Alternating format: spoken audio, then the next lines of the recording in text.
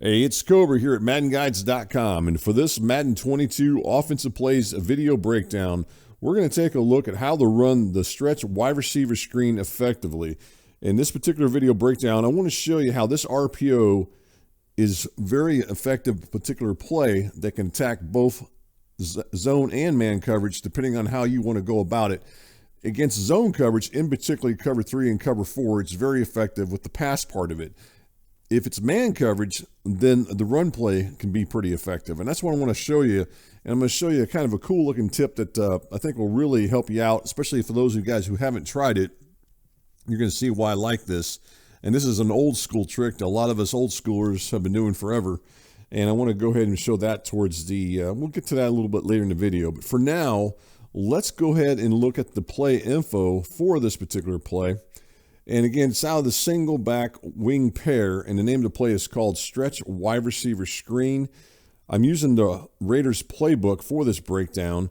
As you can see on there, the personnel is 1 running back, 3 tight ends, 1 receiver, so it gives you a personnel group of 13. The play type is run-pass option, so it's concepts and RPO. The primary receiver is going to be the split end. Routes run is just 1, obviously, as you can see on your screen there, and you got 8 pass blockers, or run blockers, depending on how you look at it. All right, let's go ahead and get on the field here and take a look at this, and then we'll get going with it, because I think you guys are going to enjoy this video breakdown. So, as I said before, this is out of the Singleback Wing Pair. Again, we're using the Raiders playbook, and the play that we're going to use, as I've already mentioned, is called the Stretch Wide Receiver Screen. So let's go ahead and call that. On the offensive side of the ball, I'm just going to start off with basically a vanilla type cover 3 coverage, which is cover 3 sky. So let's go ahead and run this. And one of the things when I run this particular play, my first look is going to be to see where this corner is lined up here. Now, as you can see, that corner is lined up, about 7 to 8 yards off the line of scrimmage from that receiver. So that's my first thing. If he's playing in press coverage, more than likely, I'm probably not going to run this play because they're probably in some kind of tight coverage where they're going to jam the receiver. Obviously, you don't want to do that. Now, I'm not saying you can't do it, but I'm telling you this is not going to be very effective, mainly because that corner is going to be right up on the jock strap of that receiver as soon as you throw it, and there's a good chance it could be picked. So one of the first things you want to do is look at that. If you see that, then that'll at least give you the chance of going ahead and making that throw to the receiver. So I want to point that out to you. Look for that guy first. Something else that I like to look at is look at these safeties. And if I see one safety high, then right there usually tells me it's cover 3 or cover 1 or cover 3 in most of the cases. In this case, obviously we're running cover 3. But that's one of the things I like to do is look at those 2 guys, or look at the corner and then look at the safety and see what I've got going on right there. So that's my very first thing. Now, with this particular play, because it is cover 3, the other thing you want to look at, let's go down here and kind of zoom in, is if you look at your screen here, let's go ahead and count them up here so you guys can see this. This is another thing that's going to tell you if you want to run that ball or not. So right there you can see you've got 8 defenders in the box. So a lot of times you may or may not want to run this with 8 defenders in there. Now, of course, with this particular play, because we got that those extra tight ends lined up here, as you look at it, you can see on your screen here that we actually have the same amount of numbers as they got. We've got 8 blockers, they've got 8. So you can get away with this because you got those extra tight ends in this particular personnel group that you're running from the wing pair. So keep that in mind. That kind of dictates too what you want to do. All right, so right now at this point with me, and I'm looking at it, the first thing I'm going to do when I snap that ball, I'm going to see if this corner, what he does. If he drops back into this area here, I start seeing him drop. As soon as I see him take a step drop, I'm throwing a ball. So I'm going to go ahead and run it, and I want to show you some other things as we go through this one. And right there I pick up, about 8 yards right there, and that's pretty consistent. Now when I make that throw, so when I'm throwing this pass, what I'm doing is, I'll be honest with you, I'm throwing it hard left. So I'm throwing as hard as I can to the left.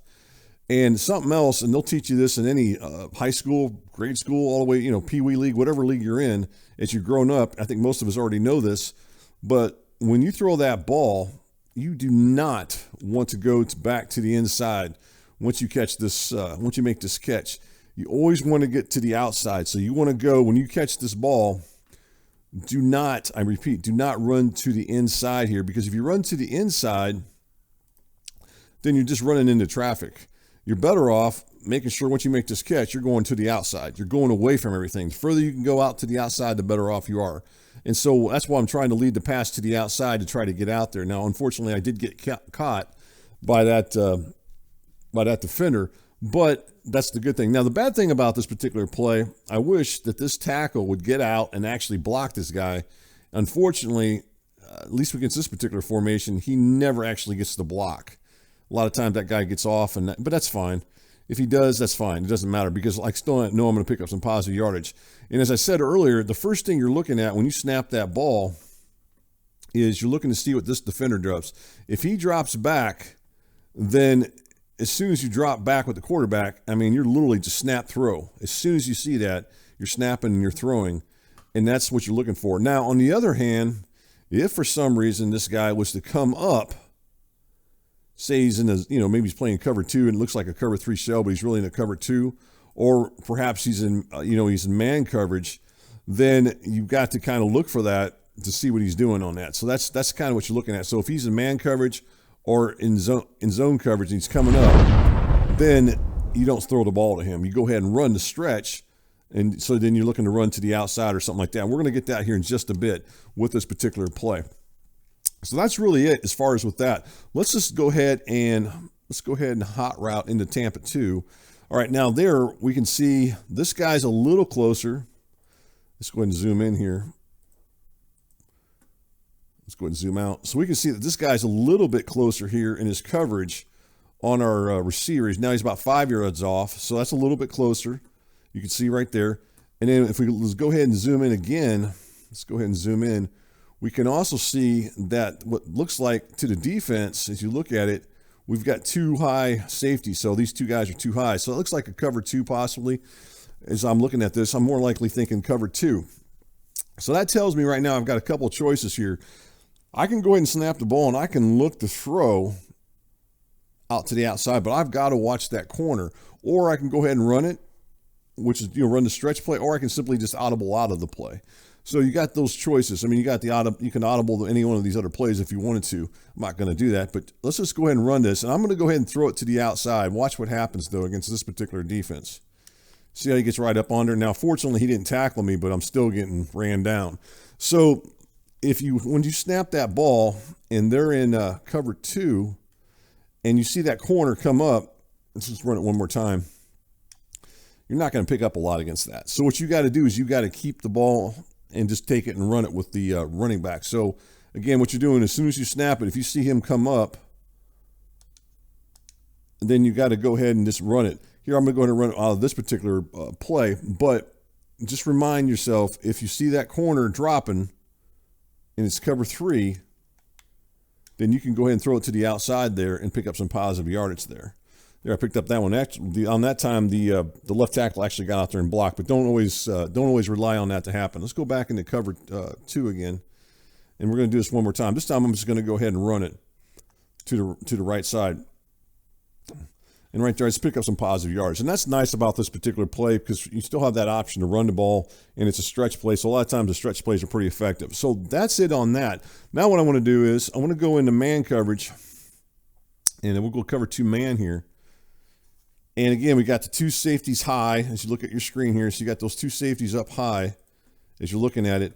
And then you got this corner now. He's in press coverage. Now this right here tells me I definitely know I'm not going to throw this. I'm going to go ahead and throw it just to do it. But, I mean, there's a chance it's going to get picked off. And that's why you don't want to make that throw. If you see them in press coverage, you definitely don't want to throw that pass, because more than likely you're going to probably get it picked. So what you want to do here at this point, you're going to want to run it, or you're going to want to audible to something else. So I'm going to go ahead and just run it to the outside. And then I'm going to show you some more tricks you can do that I was talking about earlier as far as picking up some positive yards. Right there, that actually got shut down against cover 2 man. But I'm going to show you against cover 2 man what you can do to make this play pretty darn effective as far as attacking cover 2 man coverage. All right, so let's go ahead and do that and take a look at this. So one of the things, let's go back in here real quick. I want to show you guys, this is kind of cool. And I think a lot of us, again, old schoolers have definitely been doing it forever, and I'm sure some of you new schoolers have been doing it as well. This guy right here is the tight end. This is basically, I believe he's your third tight end on your depth chart.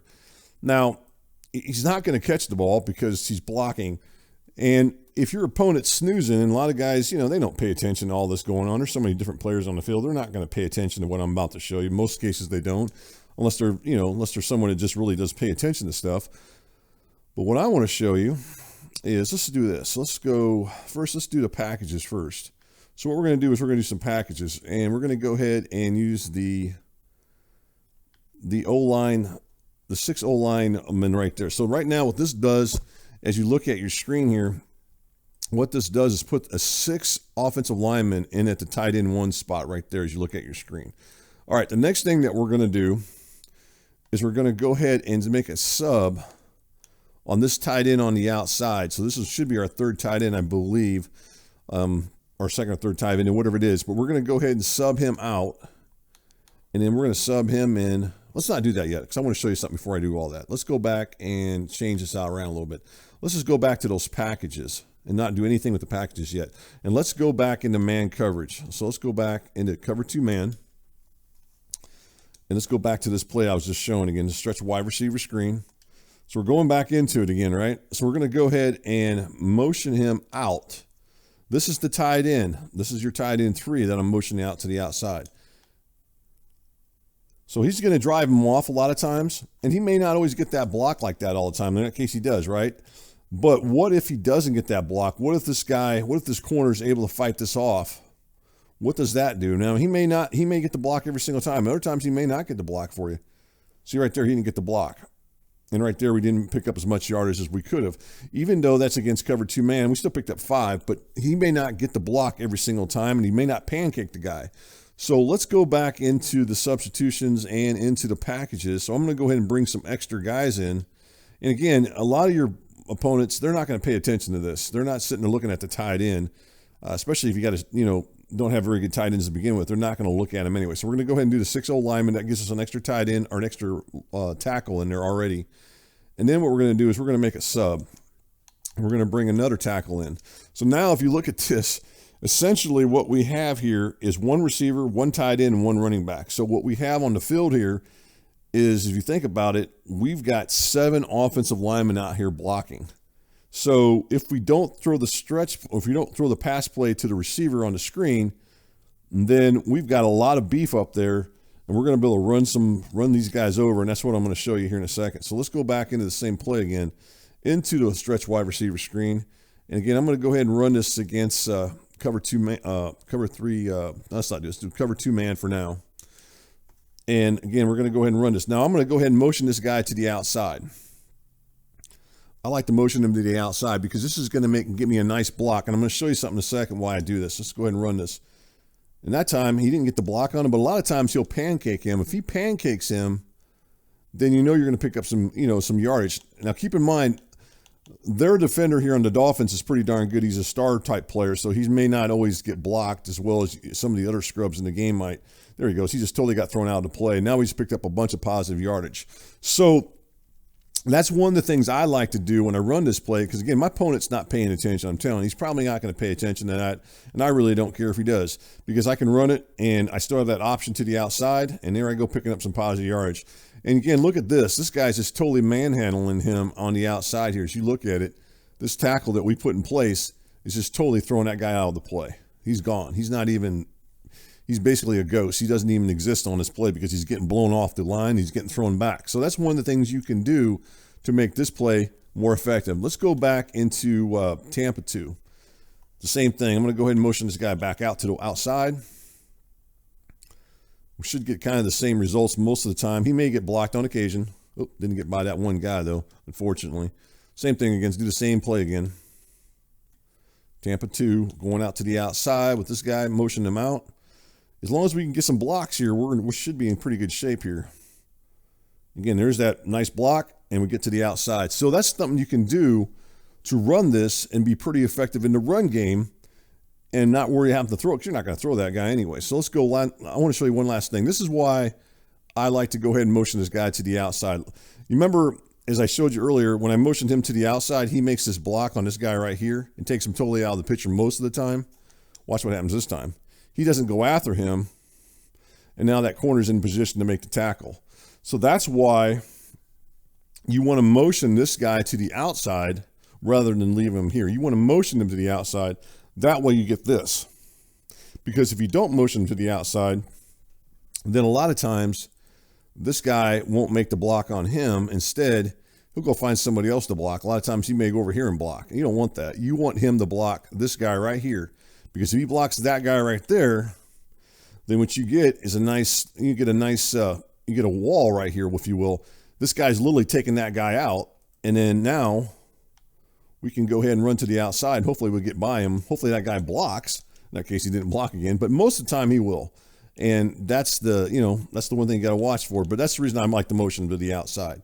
I'm hoping that I can get a block by this guy on that guy. And keep in mind, that guy isn't as effective. Well, this particular defender on the Dolphins is pretty darn effective as far as to taking that out. But I guarantee if you got a corner that's not as good, then a lot of times this is going to be even more effective. So I just want to show that to you guys. It's something that you guys can run to go ahead and beat man coverage, or as far as with this play. And even though he only picked up 4 or 5 yards, and a couple times he did get off. Let's do this. Let's go back in here into the Dolphins thing, and I'm going to put a scrub out there on the outside, somebody not nearly as good as that guy is. And let's go ahead and do a sub here just so I can show this to you a little more. So we're going to get Jones out of there, and we're just going to throw in, let's just throw in this guy right here and then see what he does. And that way I can kind of prove my point to you a little more. Let's go back into here, back into this play, go back into the cover 2 man. And we're going to go ahead and motion this guy to the outside. Now, keep in mind, now we don't have the X factor of the star player out there.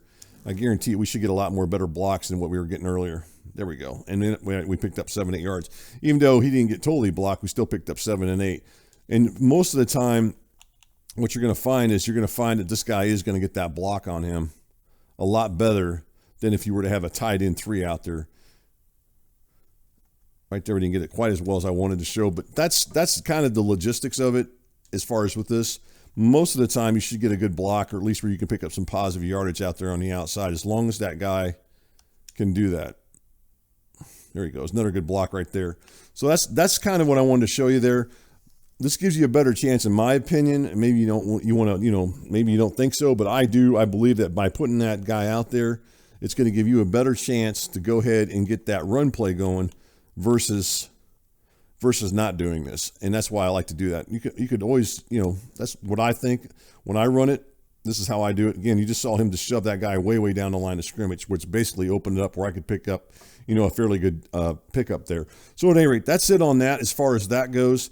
So hopefully this breakdown will give you an idea of a play that you guys can run that's pretty effective as far as attacking man and zone coverage. A nice RPO, which is a stretch wide receiver screen out of the Singleback wide receiver pair, that's going to allow you to go ahead and attack these type of coverages, rather it be a run, a play, or a pass play based on what you see before the snap and then just shortly after the snap. This ought to give you kind of an idea of something you guys can run to attack both man and zone coverage, depending on what they throw at you.